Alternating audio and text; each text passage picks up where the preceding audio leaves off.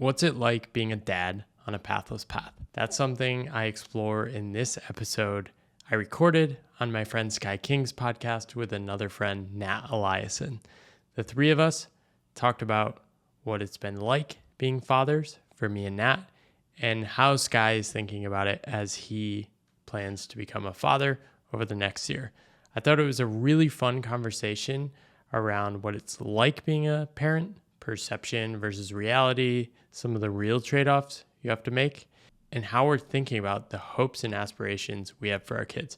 This is a really fun conversation. Thank you, Sky, for letting me share this with you all. And if you're interested in more conversations and how Sky is doing it, definitely check out his podcast, Sky's Mental Playground. Without further ado, let's dive in. I want to interview you guys today because I feel like both of you have approached fatherhood in a way that has complemented your life, not slowed it down. Before we get there, can we do quick intros for y'all? Oh, for sure. Paul? Sure. Yeah. Paul Millard. So third time guest on Third time. Let's go. Nice. Writer, creator, internet person, creates a lot of stuff, does consulting stuff sometimes. And I think a big theme in my story around how did I integrate having kids into my life is I had 6 years to prepare for that, sort of crafting my own journey and developing a better relationship with work, and sort of found my boundaries and trade-offs. And yeah, excited to explore that. Yeah, hell yeah. And how old is your daughter? My daughter just turned 1. Do you say her name on podcasts and media and stuff, or do you keep it private? I've said it. Okay, and cool. Stuff. People have different rules around that, so Yeah. I want to respect it. How do you say your Chinese name? Wang Mu Shui Wang Mu Shui. means tree and learning. Shui is school. Sick. Nice. Cool. Let's go. My name is Nat Eliason. I'm an internet writer as well. I guess offline writer as well now too. And so I've been doing a variety of things over the last 10 years. I feel like all of us have trouble with explaining what we do. But yeah, I mean, main thing is that I'm a writer, and I have 2 kids. One of them is about 2.5, and the other one is 10 months old now. And how old are you? I'm 31. 39. 39. Cool. So yeah, we got the elder wisdom I'm an over old here dad. for sure. We're both 31. My sister just sent me a meme. It was so fucking funny. She said, imagine a podcast where it's boomers trying to explain what their adult kids do for work. Yeah. Right? My mom, like my grandma's literally like, I don't understand what you do every single time I talk to her. The funny thing with that is, like, within those inabilities to explain what their kids do, half of them are legitimately unemployed and making no money. Yeah. And half of them are secretly billionaires or something, or flying around the world. Yeah. And their ability to explain their kids' jobs are probably about the same. For sure. Yeah. One time my mom explicitly said to me, "What am I supposed to tell my friend?" I was like, one, it doesn't matter, but I told her, just say entrepreneur or business owner or something. Like, I always tell people you need a boomer compatible story.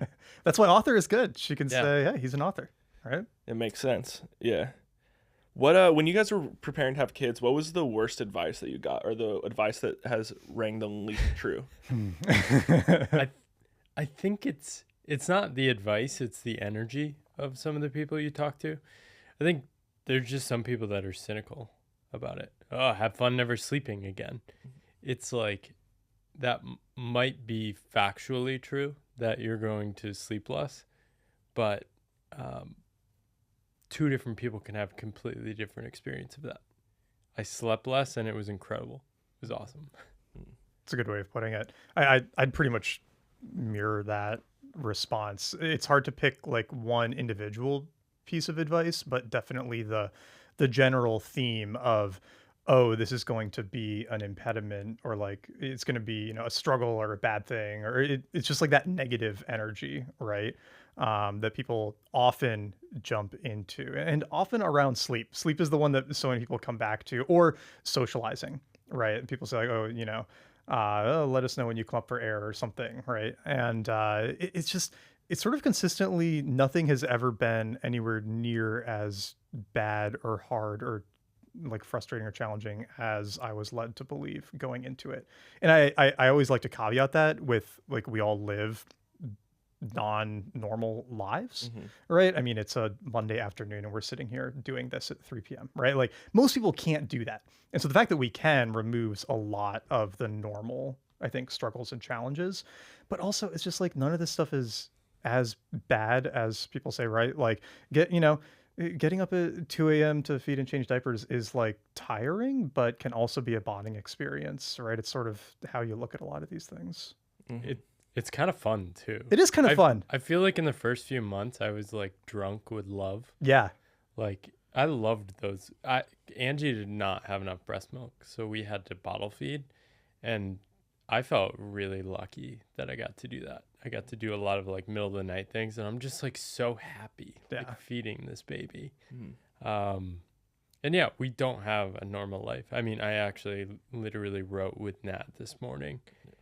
Went home, played with my daughter for 20 minutes. She napped. I also took a short nap, played with her again for an hour, and then came here. It's like, and a lot of the stress comes from people I notice who are trying to have 2 thriving careers. Yeah. Working full-time jobs. And honestly, I don't know how to do that. That seems really hard and stressful to me. And I think the choice me and my wife are making is we are sacrificing family income to lean into parenting now. And some people just don't want to do that. And that's fine. It's all what you prioritize. But I think having a kid is the first like really intense thing that forces trade-offs. Like you have to literally go through and figure out what you want. Even more so when you're self-employed, because every day can be a choice of what you're spending your time on. Yeah, if I can jump off of that too. One of the big changes Cosette and I went through after this was like a year and a half after our first daughter Sutton was born and a few months after our second daughter Kaya was born, was when we were feeling like the most tension between our kids and our work and our life. And it was creating a lot of like stress and some arguments and fights and frustrations and things like that. And we both kind of made this deliberate choice like, oh no, we're parents first, and then the other stuff is second. And it was kind of like as soon as we made that choice, everything got remarkably easier because we were both saying, okay, yeah, we're fine getting a little bit less work done this week, or we're fine we're fine doing certain social things less.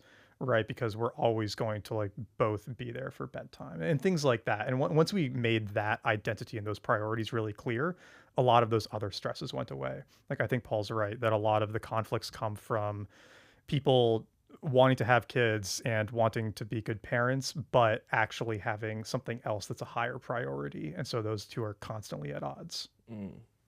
Yeah, and I think the hard thing to see before you have a kid is you will definitely change, and you might come to prefer and enjoy things in different ways. Like I love giving my daughter a bath and like doing that and reading with her at night.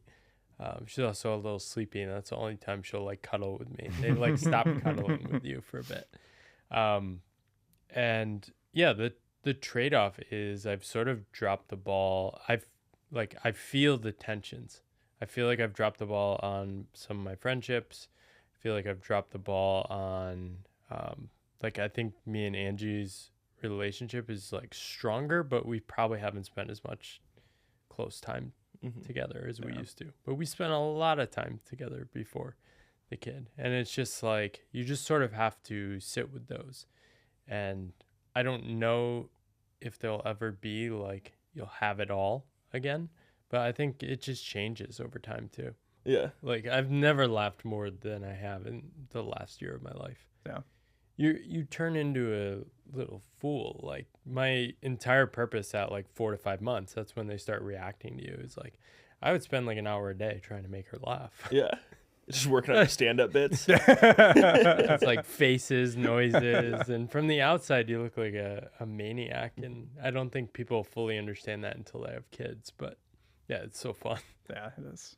How have you guys thought about patterning screen time and your interaction with technology. So like one of the things I've been thinking through a lot is I want to make sure that I'm super aligned with how I'm using technology, using it intentionally, because I feel like how I pattern it to the child is going to be probably the most impactful way in which they choose to use it.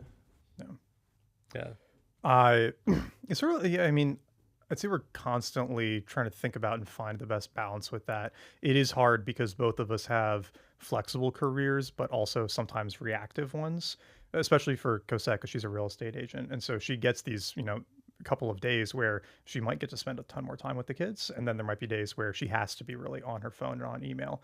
And like, on the one hand, you want the kids to realize that, okay, yeah, mom and dad have to work and they have to do things, but we try to avoid as much as possible texting too much in front of them. We're really never on Instagram or something like in front of them when they're trying to get our attention. And then for their entertainment, we like don't have a TV in our living room or really in any of the rooms that we spend time with them.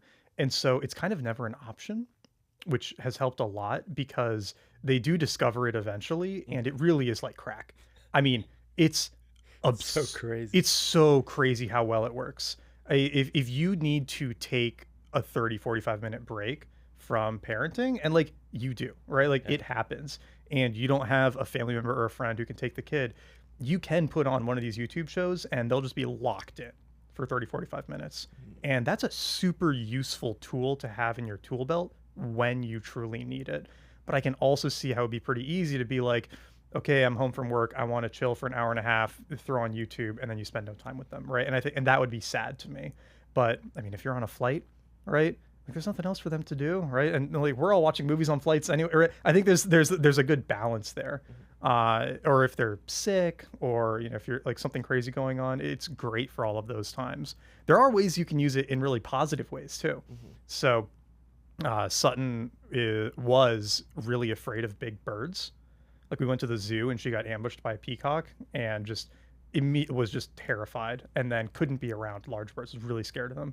And we wanted to take her to our turkey harvest for Thanksgiving, but we were scared of like what's going to happen when she sees these turkeys. And so for a week leading up to it, during breakfast, we played Nat Geo style videos of turkeys while she was having breakfast. And she loved it, and we were all making turkey noises together. And she was pointing out, the turkeys. And then when we went to the turkey harvest, she was like, turkeys, right? It was all excited about it. Nice. So there are fun ways, I think, that they can be productive too. Yeah, for sure. Yeah, I think this is such a heavy issue for people. I think, for one, a lot of parents are just projecting their own unhappiness with their own relationship with technology, right? And so I think step one is just getting that in line with yourself. And I think being very online and a creator, I have extreme blocks built into like my devices and stuff. And like, I basically I don't really use stuff in front of her. I mean, we do, but we try to be conscious of it. It hasn't been as much of an issue. She just turned 1. I think it becomes more of an issue down the road. But yeah, she was like teething with a fever on a plane, and we're pulling out the most extreme stuff. I think the thing is, here comes like, Peppa Pig, let's go. Yeah. Yeah, you hear people talk about this stuff, especially like non-parents, and they want to know like, what's your stance, like either or. It's like, I think you underestimate how tired or exhausted or like out of capacity to like deal with some crying. And like, this is, like Nat said, it's a great tool. Yeah. You don't want to eliminate it from yourself. For sure. I'll give 2 other stories. One about just how scary some of this tech actually is that we don't realize because we think we're a lot smarter than we are.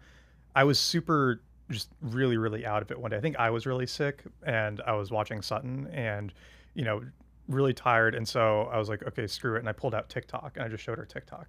And like, I didn't have anything bad on my feed, right? It's mostly like silly videos of stuff. And so we just watched TikToks for 20 or 30 minutes, and it was a good break, and she was super entertained. And I was like, awesome. Okay, cool. But then the next day she saw my phone and she went, TikTok. And she was maybe 18 months at this point. She didn't have a massive repertoire of words. It's not like a year later when she picks them up a lot faster.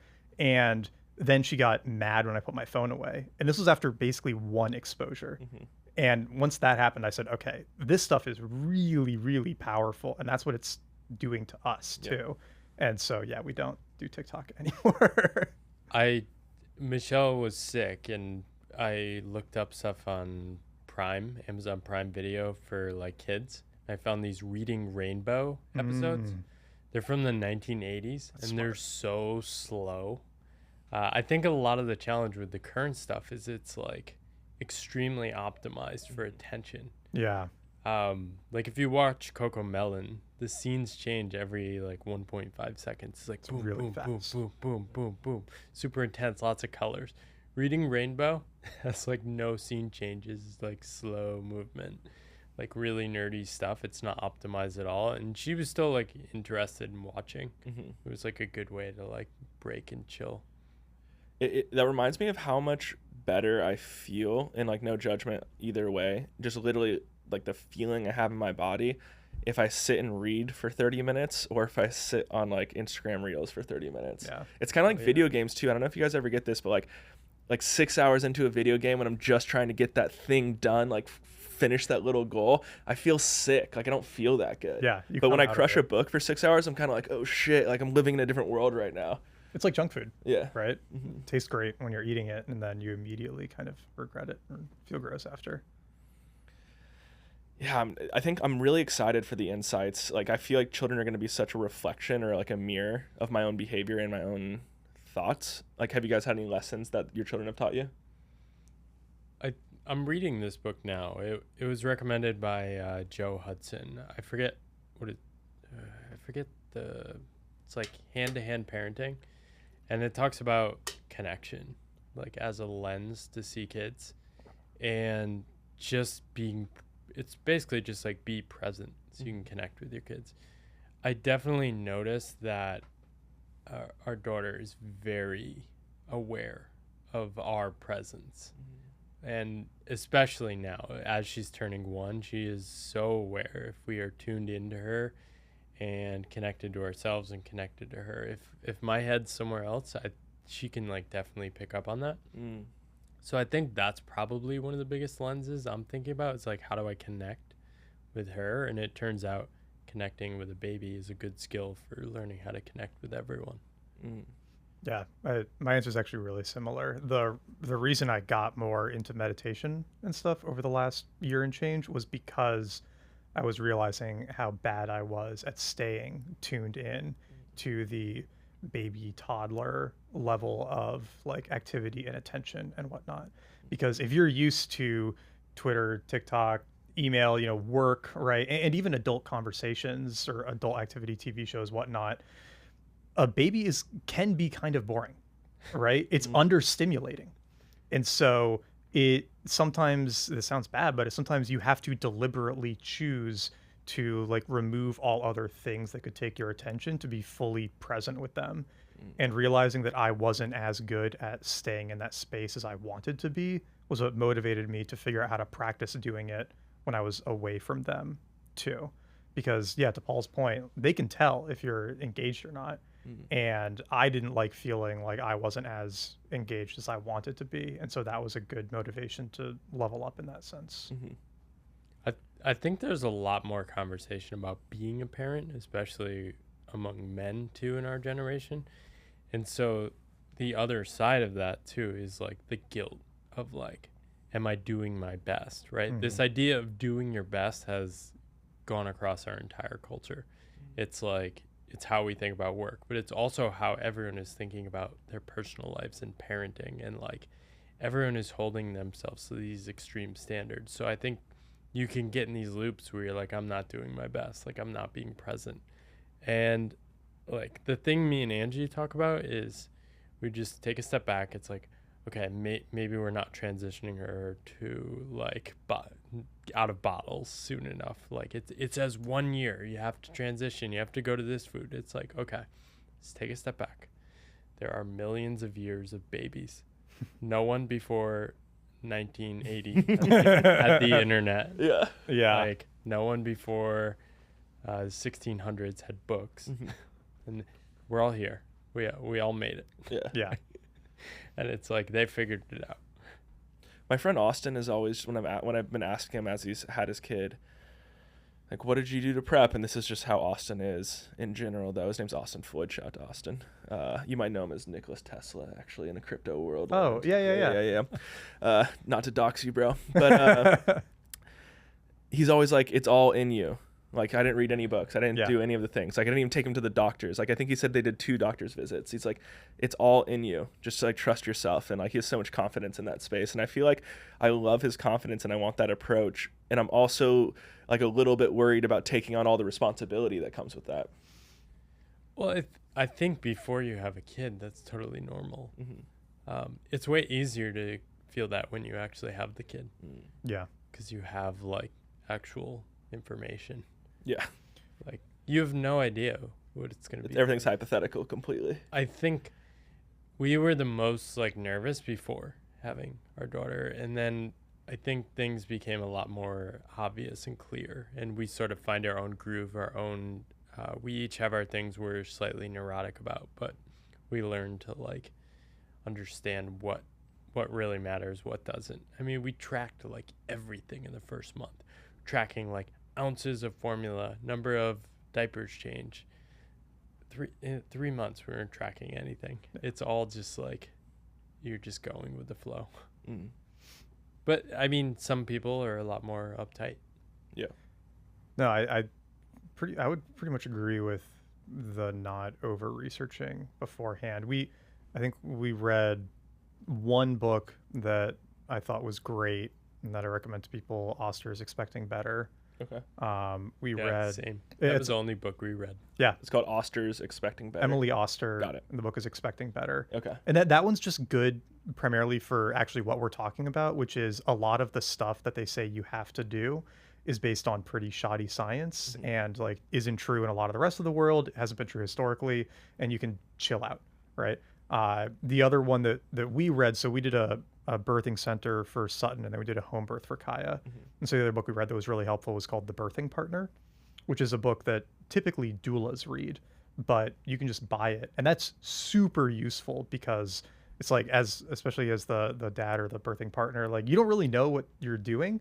And it's, for the woman at least, there's a lot of like evolutionary stuff taking over then, and they don't really have a conscious like say in a lot of it, but you're standing there trying to be helpful and you just have no idea what's going on. So Birthing Partner is great for answering a lot of those questions. And then the other one was just The Happy Sleeper for sleep stuff. And that's the other book that I think is like worth its weight in gold. But outside of that, like a lot of it is kind of intuitive if you are willing to listen to the intuition instead of immediately Googling everything. Yeah. I know you had mentioned, I think with Sutton, you did like a tweet thread basically on how you had set up the sleeping and that you were able to get sleeping work for you pretty well. Has that been true with your second child as well? Okay, this tweet thread, I got so much shit for that tweet thread. Because, I mean, it was about sleep training. I didn't invent anything. There's a few main methods. Ferber's one that a lot of people have heard of. We didn't do Ferber. We did a softer version that's in the Happy Sleeper.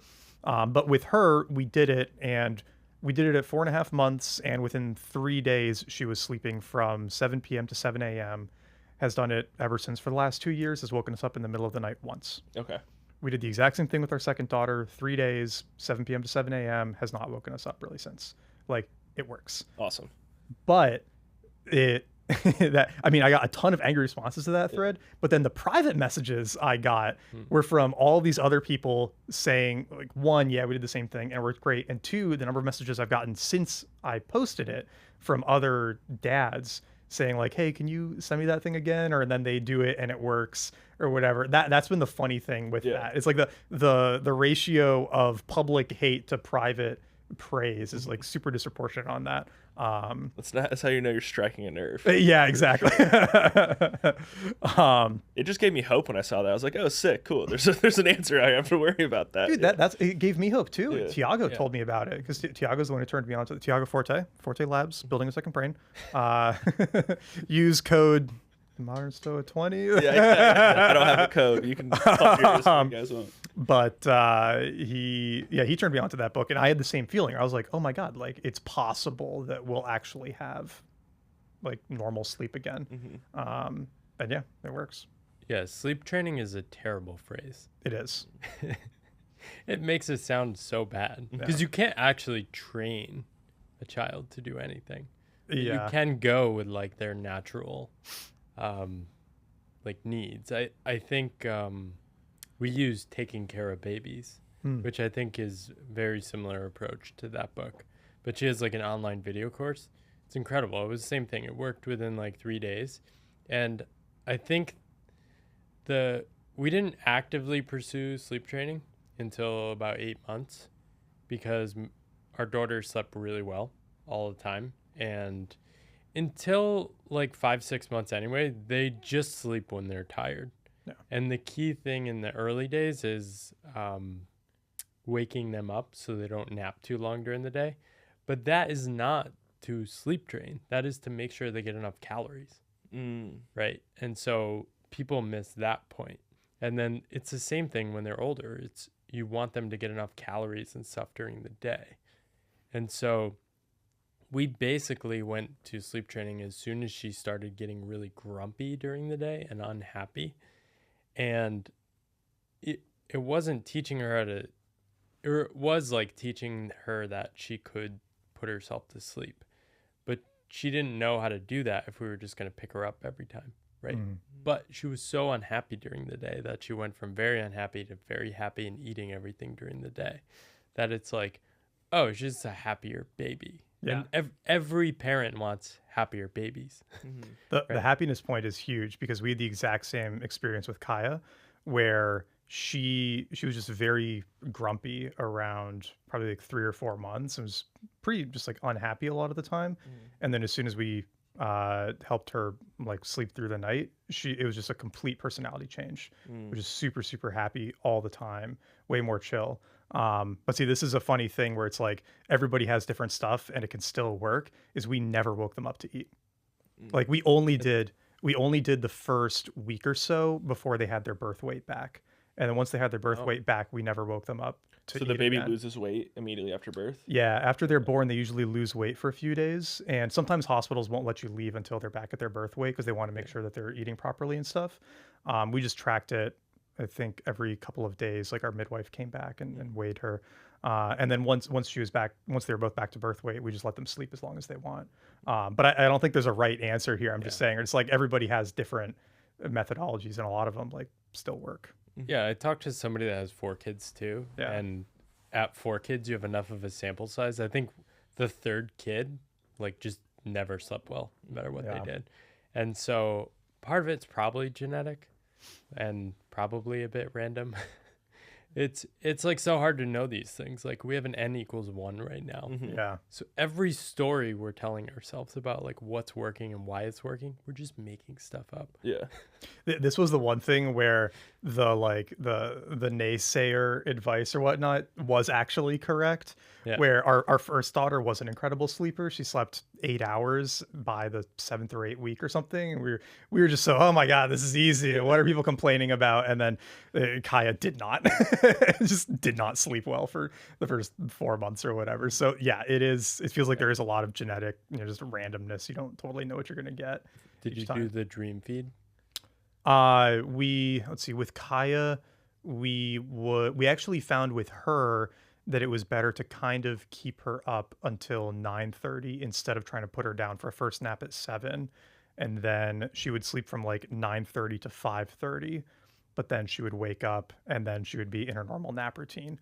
So we would kind of get maybe like a 4.5 to 6 hour stretch, but then she would be up. Whereas with Sutton, we could put her down at 7:30 from the 2nd month, and she would sleep until like 3 a.m. and then she would eat and then she would go back down. But yeah, it's like every kid comes out a little bit different. Yeah.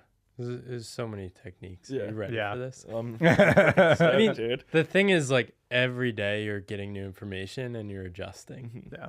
Right? I think early on we had this day where our daughter was not pooping. And so we gave her probiotics and it made everything way worse. It was like the worst day ever. And we're then reacting to that. And we're like, all right, let's just slow down. This is just an off day.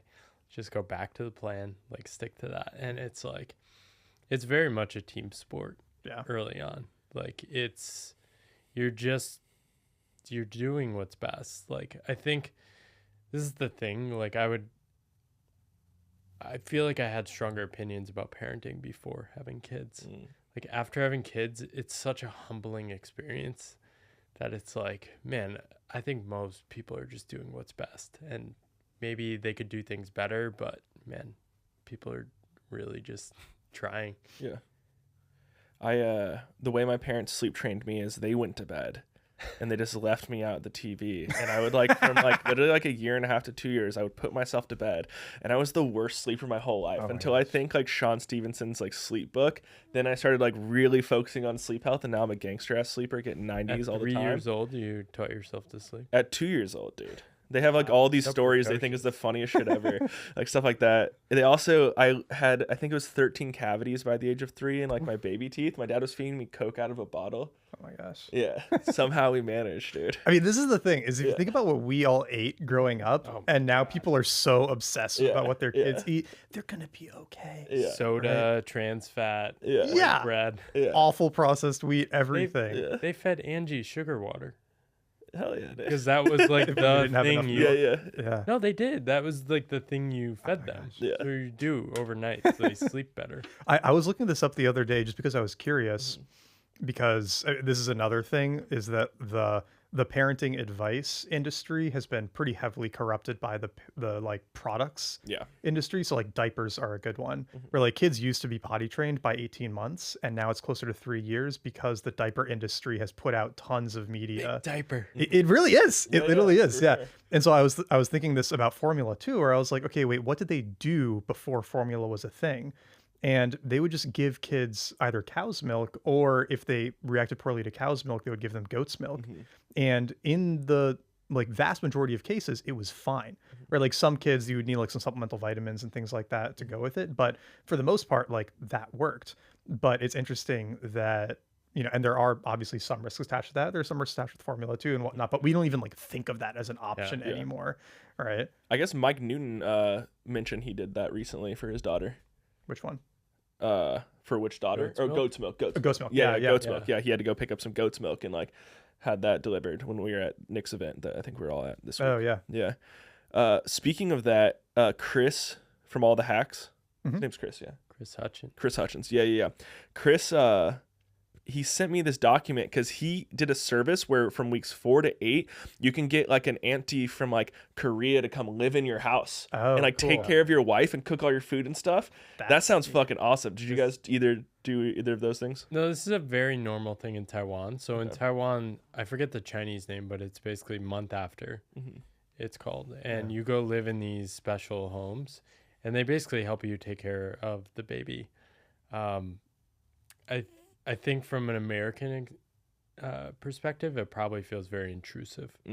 Like they like try to control how often you spend with the baby, and they try to make you rest and stuff, and they feed you very specific meals. Angie got some of the meals sent to our house, and we cooked those. It's like post-pregnancy meals, Chinese medicine and stuff. But yeah, you can get this in the U.S. too. It's very expensive. Okay. He was saying it was $200 a day for a month, which then Mike was saying, sorry, I'm like trying to think back through these conversations, but Mike was saying that like for them to have a night nurse was like $400. Oh, I see what you're saying. Yeah, so the night nurse is cheaper than a night nurse. Yeah, one of our and you get food. One of our friends' moms does this from Taiwan. Oh, really? Cool. And she'll come here like for 2 months and do one family and then go back to Taiwan. Yeah. I've heard of a lot of people doing night doulas or night nurses, and some people really love that. We tried it once and we didn't like it. I think it's just personal preference. Yeah. But I haven't heard of the live-in.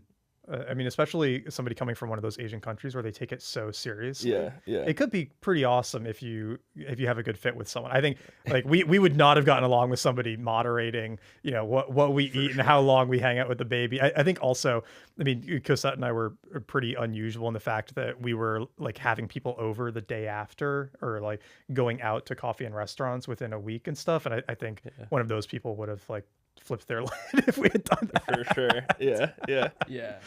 Yeah. I think we we were not in a rush to get back to work. Yeah. Like I had sort of mentally, I'd said, okay, like 2 months and then I'll like get back to work. The reality is I didn't really get back to work in a serious way for a year. And, but for the first couple of months, we were just enjoying it. And Sorry, I'm just laughing at what work in a serious way means to you. Like trying to think about people listening right now. so I work 3 days a week. Yeah. Paul's got like 2 zins in. 60-hour weeks. Okay, you work 3 days a week, so you went from like not really working at all to then 3 days a week is working in a serious way now. How funny would it be if we found out that Paul has like a secret double life? Yeah, he actually has that thing from Harry Potter where he pauses time and then works for like 24 hours a day extra, and then comes back in like, oh, I'm just chilling, just like letting life flow through me. Yeah. So a couple of things. I think one, we really were enjoying the experience. Yeah. And there's plenty of time to like sleep. If you're only taking care of the kid and like you don't need everything to be perfect and clean and orderly, and you're willing to go with the flow, there's like plenty of time. They sleep so much in the first couple of months. So it was like, I thought it was pretty good. And also because she didn't have enough breast milk, I had to bottle feed a couple times a day. And so we staggered some of the feedings between us sleeping, and we were able to get good sleep even at the beginning. Yeah. I'm more trying to 6 optimize hours. for Chinese food every day and a clean house. That's what I'm looking forward to. Like, that's what I want in my life. I have a couple connections. Okay, cool. Because that sounds great to me. Caroline, when I brought it up to her, she's like, does that mean we're going to have to eat Asian food every day? I'm like, No, yes, get to. exactly. Get to. That's the whole goal in life, is to get set up that way. Yeah. Yeah. I was gonna mention something on what Paul was saying that I think is really like huge, and it goes back to the sleep as well. Is that you only have to do what we call sleep training if you're trying to get your baby to conform to a American industrial work schedule, where at least one, if not both of the parents need to work for this long period in the middle of the day, so they can't be taking an hour and a half long catch-up nap, right? Like I actually think that you either do the some form of sleep training, sleep adaptation, whatever, or you go fully like, I'm just going to go with my baby's rhythms, and one of you is just adapting to their schedule fully. I think where it gets hard is when neither of you can like adapt your schedule to the baby, and you're like not making whatever changes you need to get them adapted to yours, whether that's like hiring help or doing whatever. That's where it feels like so much the tension comes in, because it's true. Like if your schedule is flexible, you can take naps all day. You just nap when the baby naps, right? Yeah. And it's actually kind of nice, right? You Yeah. have little family naps. And That was our situation. Yeah. It was amazing. Both of us were going with the flow of our daughter, and we only changed that approach as soon as we noticed it was not working for her. For your daughter anymore? Yeah. Got it. Like it was a very quick shift. And that's the thing, I think, with having a kid, you get feedback all the time. You don't have to come in with these like, here's my strong opinion, right? You're going to get the feedback from their person. Yeah. Like they have feelings, moods, rhythms, and you get to note these things. And I think we started doing the sleep training when I think both me and my wife's desire to actually get more engaged with work projects was increasing. I think a hard thing for me was for 6 years, I just sort of worked whenever. I would just take a day off whenever. I would really go with the flow. I could write on a Saturday morning if I felt like it, and we'd wander during the week and work at night. We'd both do our things. That approach just didn't work. I was never able to get in a deep flow. I needed to react to Angie's needs, my daughter's needs. And it wasn't until the sleep training and we sort of like sat down and created the structure, because I was actually having the feeling of not working enough. Like I didn't have enough like focused deep work time. Like I had sort of been like half-assing this second book, and I was just frustrated with it the whole year. I should have had more grace for myself. I think my expectations were too high, that I would just sort of like flow and figure it out. But yeah, for the past few months, I've been feeling a lot better about everything. That's one thing I've really noticed within myself is if I don't get like a few hours of day, usually like early, where I'm alone and can like kind of zone in, then I get very like anxious and like cranky. I think that's why, especially once they're on a more normal sleep schedule, being able to wake up even 30 minutes before they do and have some time to yourself, it kind of sets the whole tone for the day, because then it feels a little bit more like you're still in control of your life to some extent, versus you're just constantly reacting to them. And you don't want to be stuck in that reactive state forever, right? Like Paul said, eventually it starts to be like, okay, I want a little bit of my own sense of control back. So interesting. Trying to think through, I mean, obviously I can't predict the future, but it is, I think, an exciting challenge. What, we had talked, go for I it. think it changes too. Like the 0 to 3 months is different from 3 to 6 months, which is different than 6 to 9 months, and 9 to 12 months is That's different. really true. Like you have like different chapters, right? So you don't really have to have it figured out. You're going to keep adjusting. And like you talk to parents of older kids, and you basically always are going to be adjusting. And it's just about that communication. Yeah. And you guys did extensive travel, multiple months in Michelle's first year. I feel like based on the internet, you guys kind of hung out mostly here. Yeah, we didn't do much travel. We did a few trips, but that wasn't because we felt like we couldn't. We just didn't want to. Yeah. Just wanted to hold it down. Yeah. What was the driving factor for wanting to go to Japan, Taiwan, Barcelona, I think and then how did you enjoy that travel experience versus your nomadic days? Yeah, I think, me and my wife are from different countries, so there's just always going to be that we're probably going to be from two parts of the world, and how do we balance that? How do we spend time?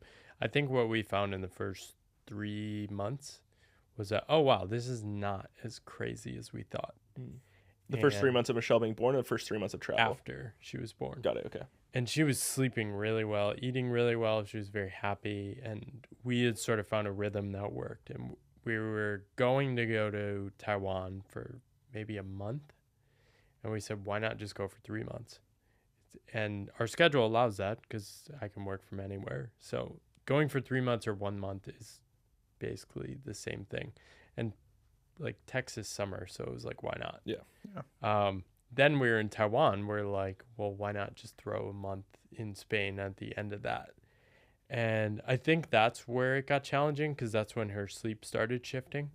But in Taiwan, it was pretty smooth. Like she really just slept whenever. It was amazing to spend time with Angie's extended family, and like for me, that was really special too, because I felt more part of the family. Like my daughter is part of that big family, as opposed to before I'm just like the one white guy that all of them know. Right.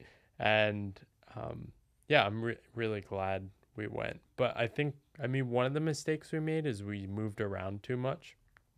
We got a little too optimistic about like how easy it'd be to switch between apartments. If we had to do it again, I probably just would have gotten one place in Taipei for like 3 months. We probably switched between five or six times. It was a bit much. Yeah. And then how is the summer? Like when are your babies born? Like what month? March. Yeah, Sutton was born in October, and then Kaya was born in May. Okay. So we've had both experiences now. Yeah, how was like early newborn going to summer? Because like we're having our kid in July, and I'm kind of like, that was not the best move. I feel like that may be fine. Yeah. Like the first month you're indoors anyway. A lot. Yeah. Yeah, I mean, you're not going to want to go to the pool or anything. I mean, you are going to want to take walks. Yeah. So that will candidly be a little bit of a bummer, but you can go down to the lake and walk around that in the shade in the morning, in the morning, and that won't be too bad. Is it like, can the baby not handle a lot of heat too? They can, I mean, Yeah, people have different perspectives on this, but you probably don't want like a 2-week-old in 110 degree heat. Yeah. we At did. noon. You did? Yeah. Okay. And we just like, if they looked like they were getting too sweaty, Yeah. then we went home. Like a dog, right? you know? You sort of like, Yeah, you develop a sense you for pay it. You can tell, yeah. Yeah. And also there's a lot of cool stuff with breastfeeding too. Like if your baby's dehydrated, the mom can tell that from their saliva, and her breast milk will get like less dense to help the baby like rehydrate and stuff. Oh, sick. Right. So it's like there are little things like that where it can help balance out. But no, we did a decent number of walks even when it was hot out, and they seemed okay through. We didn't push it, obviously, but Sick. Okay, so back to the kind of more philosophy stuff. So we were talking about the fourth turning. There did seem to be an uptick in the popularity of the importance of having children in the last 4 years. People talking about it more online. Elon being very much a advocate and evangelist for it. But even 2 years ago, Paul and I walked by South by this like anti-birther movement thing, and there is this cultural stigma. I feel like maybe more in like the Portland, New York, San Francisco around having kids. Why do you think that is? Like, what is the mind virus there? I don't even know if people fully it's basically like, if you look at the long run, countries get richer, people have less kids. It's happening all over the world, right? Taiwan has one of the lowest birth rates in the world. It doesn't have all the same cultural memes as the US. They don't even translate or make sense. Like, kids are held in high regard in Asian culture. So I don't know. I think it's talked a lot more because basically people are having less kids.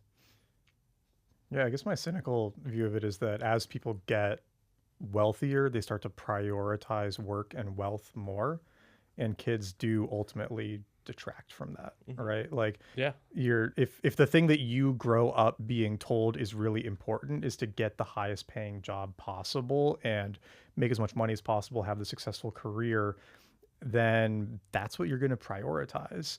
And like, maybe you'll have 1 or 2 kids later, but you're probably not going to start having kids in your mid 20s, right? And so I think it's, yeah, like Paul said, it's just sort of a consequence of nations getting wealthier. And then I think that people latch on to mythologies to justify what they already want to believe, or what they already believe, right? And that's where kind of more like the environmental movement or like environmental fear mongering comes in. Yeah. It's like we have too many people, scarcity mindset, plus you want to just, have money and have lots of sex. So like, fuck it. Yeah, I think a lot of people are just like ultimately selfish, and they don't want to have to take on this additional responsibility. They just want to like make money and post Instagrams or whatever. If you could go to 27-year-old Nat and be like, this is like, what advice would you give him if you had had that perspective at that time? Because I got pregnant when I was 27, Okay. so we were on board. Yeah. I mean, so I actually, Zach Obron, right? Mm-mm. Yeah, Oh, Do you know Zach? Yeah. Okay. He and I had, I mean, Zach literally like changed my thinking around this in one conversation back in 2015, because we were hanging out and he was dating his now wife at the time, Emily, and I asked him for some reason. I was like, oh, how many kids do you want? And back then, I don't know if this is still his answer, but back then he said 6, and I was 22, and it just blew my mind. I was like, what? Are you insane? Right? Are you some like, crazy religious cult member or something? Like, who the hell wants 6 kids? And he said, no, it's really simple. Right? Like, we live in, one of the wealthiest countries in the world. We're, by what we're doing, we're also in a wealthy, like, sect of a wealthy country. There is nobody in the world who has like a bigger responsibility or can give a better opportunity to kids. And he's like, and if you talk to people, or if you listen to interviews of people on their deathbed or whatnot, they always talk about how they wish they spent more time with their kids, wish they had more kids, wish they spent less time working. And he's basically said like all the things that we think we should be prioritizing, we don't end up prioritizing later, but we do have this opportunity to like have a lot of kids. And so if you're kind of blessed in that you find your partner early enough to make that a priority, like, you should do it. And literally that one conversation completely changed my thinking on it forever. And Cosette was pretty much on that boat too. And we were lucky that we met in college. And so when we got married, I was 26 and she was 23. And then when we had Sutton, I was 28 and she was 25. And so we were just like, yeah, we want to just full send, see how many kids we end up wanting. But that's unusual, right? And if I hadn't had the conversation with Zach, I don't know if I would have found that mentality otherwise. Have you landed on a number that sounds good to you, or are you just kind of like letting it flow? We're thinking 4 now. 4? Yeah. Okay, cool. How about you? I think it's like one at a time. Yeah. We're a bit older too, so you just don't know. Yeah. I think we're just like so happy having one kid. I mean, I didn't meet Angie until I was 34. And so I think especially the first few years of our relationship, we're just like, how do we connect different cultures, different lives? Like, Yeah. Like I had spent so much time as like a solo adult and she had not. And it was like, how do we get on the same track? But as soon as we started trying to have kids, I think that brought us even closer together. And we both come from families with lots of cousins and lots of kids. Of my cousins on my mom's side, which I'm closest to, we had the 17th. Wow. Great grandchild, and there's now already 3 more on the way or have been born. That's amazing. Dude, you guys are doing the Lord's work as far as repopulation goes. And so I've never thought about this question, should I have kids or not? It was more for me, I never found the right person to be with. I probably would have had kids younger if I met the right person. But yeah, in my family, having kids is high status. That being said, I think one of the big challenges I still feel is I am treated, and we like this freedom in the U.S., people opt into it, as we are treated as an independent economic unit, right? I'm in a big family, but like it's sort of assumed that I am responsible for my own financials in our family, like me and Angie. Like if we want a house, we have to figure that out and earn it. Right.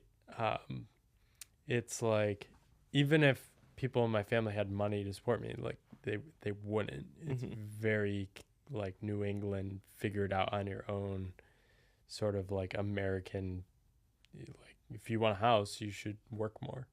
Is basically the messages I've gotten. And so we're still like figuring that out, and like the Northeast is a bit too expensive for us now, where my other cousins live and stuff. But yeah, figuring it out as we go. Did you read Die with Zero? Yeah. Yeah, did you read it?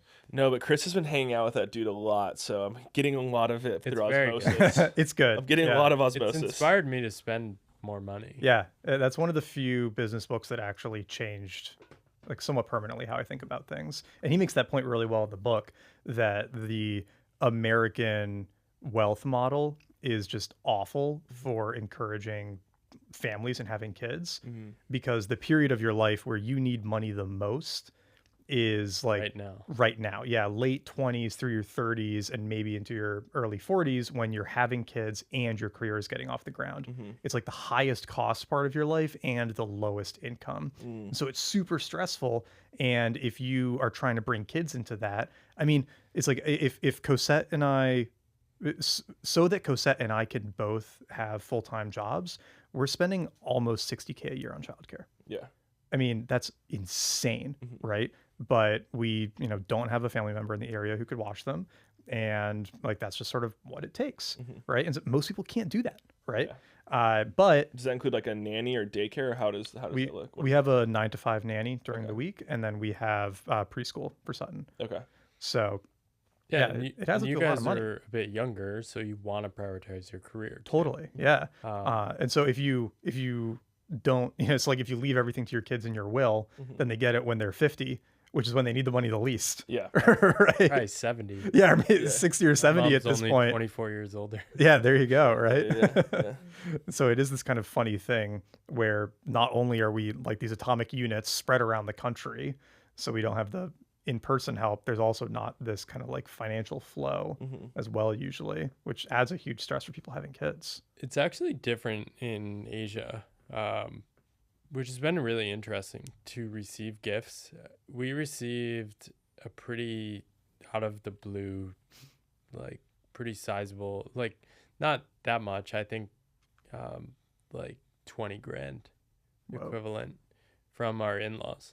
Really? That's like amazing. Far less money. Yeah. than my side of the family. But they saved up intentionally to be able to give that to provide to you guys?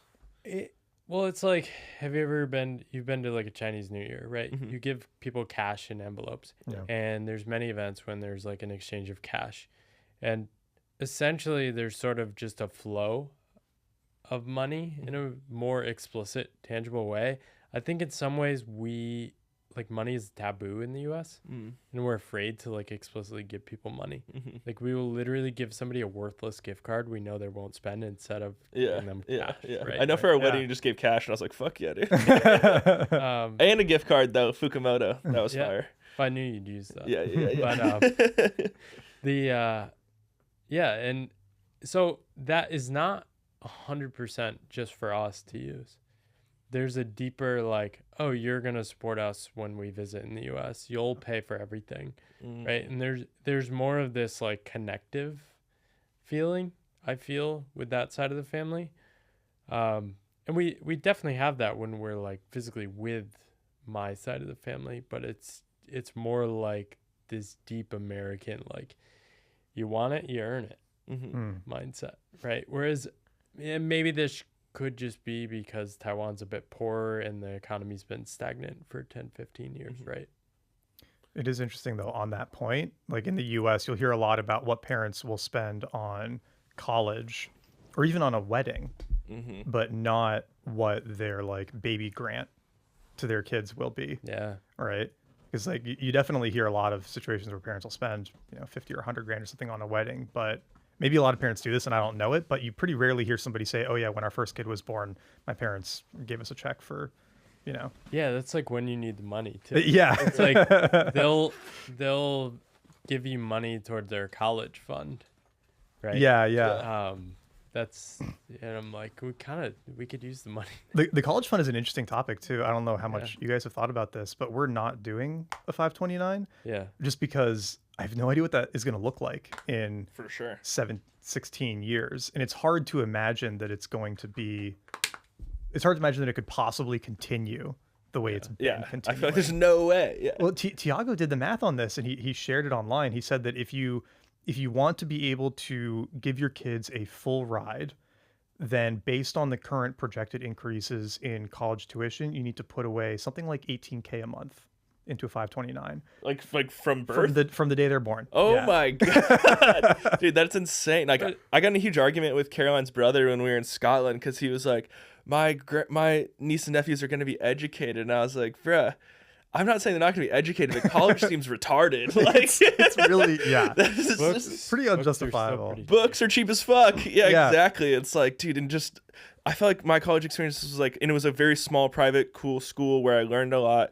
But at the same time, it felt like a waste of time because of like the way the social situations are set up. Yeah, I mean, all the value I got from college had nothing to do with the classes. Okay, yeah. Like, and there'd be a lot of ways to recreate like being around other interesting people of a similar age that 100%. Don't cost. I mean, shit. So I went to Carnegie Mellon, and now I think a year costs $80,000. Yeah, that's crazy. So you're looking at $350K all in for 4 years. Yeah, I have a hard time. I went to public school. Like I sort of grew up with the idea of like, we don't have a lot of money. You should be smart with your money. I only applied to UConn because I knew I'd have like a full scholarship there, academics. I paid like $6,000 total for college. That's great. That's awesome. Because of academic. Yeah. And so there are options. I think when people talk about universities, they're talking about the most extreme, most high status things in the world. Yeah. Right? And that is a luxury product. Well, for me, it's not even the price. It's the idea of it. It seems so pointless to me in 18 years from now. Well, you know what I mean? It's like, it's already not valuable. Like I work with a ton of interns that are probably going to be listening to this. What's up? And it just seems like they're wasting their fucking time. Like unless they're going to specifically go on to get an MD or specifically go on into like a chemistry, like a specific hard science, it seems like an absolute waste of time for them to go there. And like, I'm glad I went to the school I did because all I did was read and discuss, and that's great for podcasts. So that's sick, I guess. But like outside of being a podcaster, I don't see the fucking point of going to my school at least. I think for being a parent, I think there are a couple things. I think one, I push back a bit. Neither of my parents went to college. College for me was basically learning how the world works. And like, there is like there's all this like informal learning that goes on. Sure, can there be other ways of learning that in the future? I would bet like college is going to be Lindy, and like I would bet our kids choose to go to college because probably their friends will go to college and they'll want to be part of that. But I think the more interesting thing is it doesn't matter if college is the thing or not the thing 20 years from now. I think what happens is parents start with that as the basis for their whole parenting strategy. Parenting is a money problem to be solved, right? Therefore, I need to work all the time. I'm doing this for the kids. And I think there's a trap of like creating these narratives for you. I am a good parent because I am working a lot and earning a lot of money to fund the college in the future, right? I think the trap in that is like, that's the parent script. That is not your child's script, right? And so me and Angie are always just very conscious of like not creating stories for ourselves. Like if we want to save for college, that's great. But also like we shouldn't expect our child to like owe us for that or like that is a gift. Like we want to support them. But I think we start more like first principles. Like how can we help them thrive in life? Whether it's a house or giving them money when they have a kid or like, I think it's just more about being intentional. I think all of these things are like copy paste scripts. Every parent asks like, oh, are you worried about college in the future? It's just like a copy paste thinking.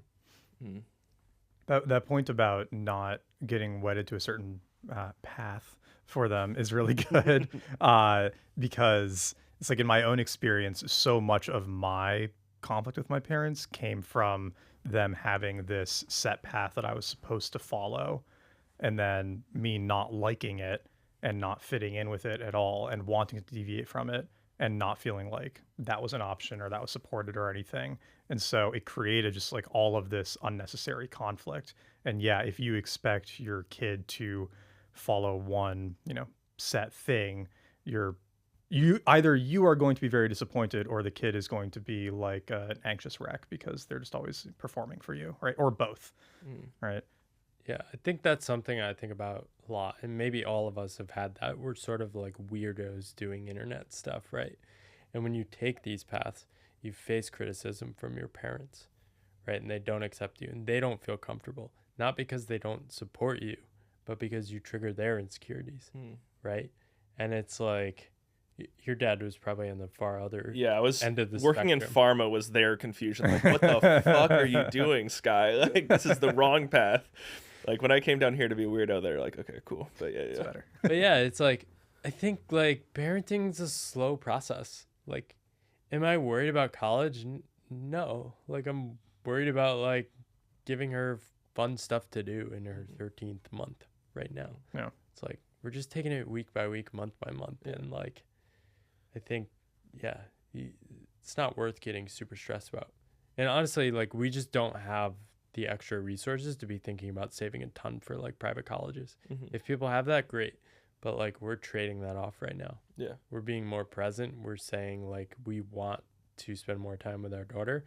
We don't expect a hero's badge for that or an awards dinner or anything. It's just like it's what we find enjoyable and we're doing that for now. What do you think, both you guys, when you think about the first day, the first week, the first quarter, half a year, what are some of the things that you did that you're really grateful that you did it? What are some moments that you didn't expect that you're just like so grateful happened? Any thoughts there? I think right before we had the baby, we spent a lot of quality time together. And that was great. Went on a lot of hikes, slow days. I went to the like sauna and would hang out there for like 4 hours, just like extremely selfish stuff like that. That's really nice to do. Like me time before you have a kid. I think after, we actually spent the first 2 weeks by ourselves. We found that a really special time for us. We talked to some other people that felt like there were too many people in the house and stuff at the beginning, and like there wasn't enough alone time with just the baby. And yeah, it depends on preferences, I think, but those were some unique things we did. Yeah, I would say this is another good example of like knowing yourself and knowing your partner and what's going to work for you guys. Because we just did the exact opposite for the first 2 weeks after. We saw almost as many of our friends as we could, partially because we like wanted to celebrate with them and wanted them to get the chance to celebrate with us, and that was really fun and special for us too, and we really enjoyed it. This is a silly one, but a broader thing that I'm really grateful we did is take an obnoxious number of pictures. They're so fun. They're so fun to look back at. I mean, I think almost every parent does this. You'll be like laying in bed, and then instead of looking at something silly on your phone, you're both laying there looking. You just got through witching hour and getting the kids to bed, and you're like, oh my god, I'm so grateful they're asleep. And then you lay down in bed and you pull out your phones. You're like, let's look at pictures of them. It's constant, but it's really sweet. And the other thing too is this is whatever. Apple has like an iPhoto shortcut that you can put on your home screen that will just randomly surface photos from the past year or two or whatnot, and it'll like make little collages and things like that. And so I'm just constantly getting these cute little collages and videos of the kids, which is so fun and so nice to have. And that's kind of a blessing that we get that a lot of, I mean, you couldn't even really do that 10 years ago because iPhones were like just getting started and stuff. And so it's fun that you can like catalog to that extent. Then of course you have this balance of you don't want a phone in between you and the kid all the time. You don't want to always be taking a picture of them, but like finding those moments is yeah. How did you handle the dogs and your kids? Honestly, they were great. Yeah. We were really fortunate. We have 2 dogs. They're both small poodle mixes, like 10 pounds. And with Sutton, we brought her home and they met her when she was 2 hours old, and they were both like really excited. They clearly knew something was going on. They knew Cosette was pregnant. One of them was attached to her, would always put his head on her belly. It was super, super sweet. The other one started destroying her stuff because she was mad at her, I think. It was very funny, like 2 completely different reactions. But then once Sutton was here, they were really, really excited and really happy. And it took them a little while to figure out how babies act. And so the one, Tahoe, when he was at the breeder, the breeder also had a newborn. So he was really used to being around newborns, and he was totally fine with Sutton from the get-go. Our older dog, Pepper, just did not like her and just avoided her and hid in the other room, but wasn't mean or anything. Just would run away. But then when Kaya was born, Pepper was like used to the newborns, and now she'll like cuddle with her and be really sweet with her and everything. And we don't follow most of the rules with kids and dogs. We let them play, and the dogs know. They're really good about it. If they were bigger, I'd be more worried, but now it's really sweet because Sutton will like chase them around the house and stuff, and they were great. Yeah, never had any issues. That's awesome. We can bypass this one if you guys want, but I am curious about how you guys handled vaccines for the kids. Sure.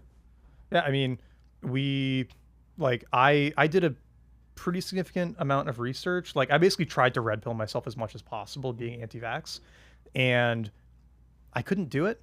I went through all of the very I tried really, really hard to be like, okay, I don't hold this position. I'm going to try to convince myself of it to then land back in the middle. And, going through it, it was like, okay, like obviously I'm not going to get them the COVID vaccine, right? Like that felt silly. Maybe I shouldn't say that obviously. To me, it felt obvious. Okay, I'm not going to do that. And there are certain things like, if you do a hospital, they want to get them a Hep B vaccine right away, right? And that's because that's hospital procedure, because if like a prostitute comes in and has a baby, then it might have hepatitis from the mother, and so they need to like immediately give it the vaccine. But now they just do it to all of them. Yeah. And it's like, unless you're going to drop your baby on a needle coming out of the hospital, like it can wait a few months, all right? Like it's not a huge deal.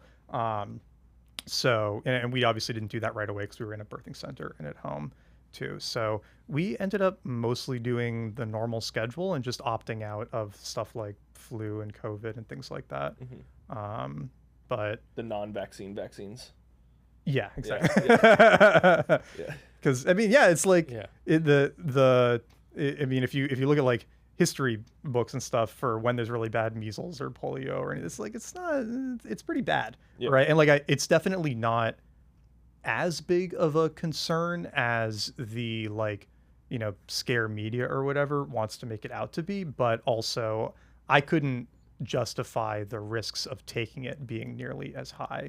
I think there are better explanations for what is causing all the stuff that we're seeing. So that was our take. Yeah, we did the standard stuff. Emily Oster's book is good at thinking through this.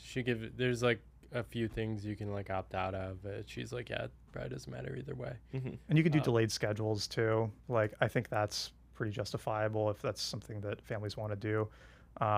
We actually go to a pediatrician that will not vaccinate your kids, and we decided to go there because that to me was a sign that they were at least willing to like listen to parents and weren't going to just like try to tell you what to do, like we're gods and you have to listen to us. And they'll do like any schedule that you want to do. Nice. It was nice to find somebody like that. For sure. Yeah. I've had I've interviewed like hundreds of doctors, and it's just crazy how inconsistent their responses are. And this is mostly in oncology and diabetes, but it was just like, I think some of the kid stuff is like pretty cut and clear, like the measles, mumps stuff. Like it's like the shit just works. It's literally one of the most like, I mean, actually this is a good example of like science can be super fucking awesome at the beginning and then it goes way too far, right? It's like curing that stuff with these vaccines is awesome, incredible, right? Amazing, like antibiotics, incredible technology, amazing that we have them. But yeah, if you're popping antibiotics every day, you're gonna get fucked up. For you. Acne, right? If you're trying to like create a new vaccine for every single thing under the sun, even minor stuff, like there's gonna be unnecessary things, there's gonna be consequences and whatnot, but that doesn't mean you necessarily throw everything out. I even feel that way with the COVID vaccines. Like it was such a fucking epic technological advancement, and then it just got like co-opted by government to make awful. I mean, for the people who were like it was insane that we got a vaccine in like 8 months, dude. For the people who were like high risk and how much it reduced mortality and stuff, like that was amazing. But then to take that 2 more years and say like your 6-month-old needs their COVID vaccine and they need a booster every 3 months is just absurd. Or you're not allowed to enter into New York City without a vaccine, and it's like, shit, what the fuck? Speaking of which, Akira the Don is going to be making it back to Texas this week. I don't know if you guys are familiar with Akira. No. Okay. He's an epic lad. He takes like music and like positive hertz of music and puts behind it like "This is water" or like Jocko quotes or like the whole Dune movie. He's been a guest on the podcast like twice. I fucking love him. But he was not allowed to enter back into America because he's British and he didn't want to get vaccinated. And he's had his shit here in Dripping Springs since he left in 21 just to go on a vacation. Wow. He's just been stuck and he's making it back again this week. So it's exciting for him. Shout out to Akira. All right, we got 15 minutes left. Okay, you kind of briefly talked about, you're spending $60K a year on childcare at. Yeah, and just to clarify, that's because we wanted to have an in-home nanny. We didn't want to do like a daycare for our infant. You can do it for a lot less. I don't want to scare anyone. No, for sure. Yeah. I mean, because that's one of the routes I'm thinking about going. But I also am just trying to budget in my head, thinking through this for, from birth to the first year. Like, what do you guys think is a realistic budget? It can be really low. Be anything you want. Yeah. Be like crazy amounts of money. Yeah. We've done most of the childcare ourselves. I mean, diapers, formula, and random equipment. It's probably not too bad, but it's probably, I don't know, 7 to 10 grand. Okay. Yeah, I would say it's really going to come down to how much of the time you want to do the childcare versus, have somebody else help do it, and how bougie you want to get with the gear, right? Because if you're getting, coterie diapers and wipes, like that's one price bracket, and then you can also get like Huggies and stuff, and that's going to be a lot cheaper, right? And there are reasons to get nice diapers, right? Like there's some stuff with like they'll wake up less if they're more absorbent, right? But like you should test all of it and see if it actually makes a difference and stuff, because a lot of times it doesn't. After like 2 months, you're like, give me anything. Whatever's on hand. Newspapers, let's go. Yeah, and the gear too can get really crazy, right? Like you can get a $2,000 stroller, you can get a $20 stroller. Cassette has a great list. We'll send you our spreadsheet. Oh, sick. Okay. She has like the wipes like percent, like in like the bang for the buck. And nice. Cosette spreadsheet is goated. Like, okay. If anybody listening needs an excellent baby gear spreadsheet. I basically just like, we didn't even think. We're like, let's just go with that. Yeah. She's going to think more about it than us. Yeah, she spent so much time on that. Can I drop that in the show notes? Can I get it from you? Sure. Yeah, I'm sure she'd be fine with that. Cool. Yeah. Tight. Okay, let's go into writing now. You guys are both writers. Now you just finished your first book, gonna be dropping in July. July, yep. That's fucking awesome. It's a banger. Banger of a book. Paul got one of the early copies. I'm excited to read it. You've been working on a second book, completely different genre. Paul, you're working on your second book. How do you balance writing, which is a very flow intensive, and I know you kind of spoke about this, but thinking about first year, second year, how are you balancing getting into the flow of writing? And though it is, I think a time intensive activity, there's also a limit on writing and deep work, per day. So it is like self-governed in that sense. I mean, I didn't for the first 9 months. I think I had too high expectations for the quality and level and commitment of my writing. And that was the most frustrating work part for me, because that's sort of something I've arrived at, that I want to write and I want to build my life around writing. Basically in the past month, I've now steered the cruise ship to the schedule I want, and I'm learning to go with schedules, and I'm basically writing 3 or 4 mornings every week, start the day with 3 to 4 hours of writing. And if I do that, I feel great. Do you mind if we get specific? Is that wake up to the computer? Do you go for a walk first? Do you It varies. If I wake up before my daughter's up, I'll just go and write. I'm still learning. I think a lot of this takes far longer to figure out than I expected. I'm trying different stuff. I've been writing with Nat outside the house recently. It's been great. It is really hard to do that kind of deep work when your daughter is in the other room laughing and doing really cute stuff. I don't have the kind of self-control to commit to work. I sort of deprogrammed myself from work, and I'm I'm having to lean back into it. But I love writing so much that it has to be part of my life. And so I'm learning to take that more seriously, instead of just I'll figure it out, do it whenever, which worked really well before kids, but did not work in the first year. Were you recording your podcast from home too? Yeah. Okay, cool. And that felt decently okay? Yeah.